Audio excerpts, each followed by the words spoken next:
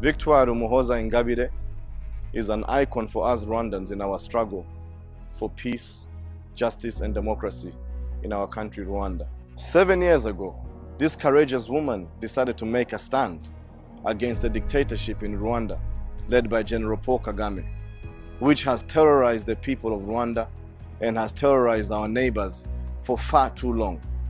7 years later, we have once again witnessed another bogus election in which General Kagame has once again coronated himself as the absolute leader of Rwanda.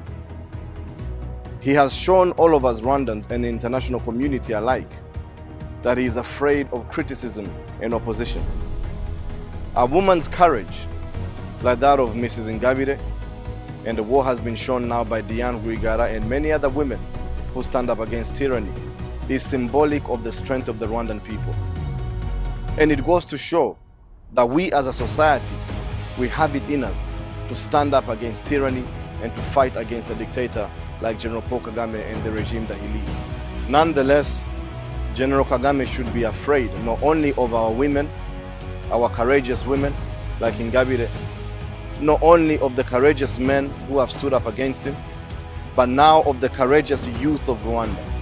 The young people of Rwanda that shall no longer stand and watch the tyranny that is being placed upon their mothers and their fathers and upon their own futures in their own country. The incarceration of Mrs. Ingabire for 7 years, unjustly imprisoned, translates to us, the young people of Rwanda, as an attack on the fabric of our nation. They've denied a mother her right to be with her children and to raise her children in peace. And this is because they're afraid of her opinions. They're afraid of her exposing the injustice and lack of freedom which is happening in her country. As we mark 7 years of her incarceration, and as we celebrate her courage, and as General Kagame imposes another 7 years of his brutal regime upon the people of Rwanda, we still have hope. There is hope in the new generation of Rwandans. There is hope in you, young people in Rwanda, and you young Rwandans abroad.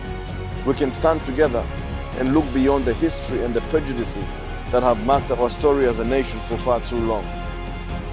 We can look beyond the politics of fear, the politics of the illegal amassing of wealth for the few while so many are perishing because of hunger and lack, whilst our leaders are gallivanting all over the world pretending to be doing a good job for their people.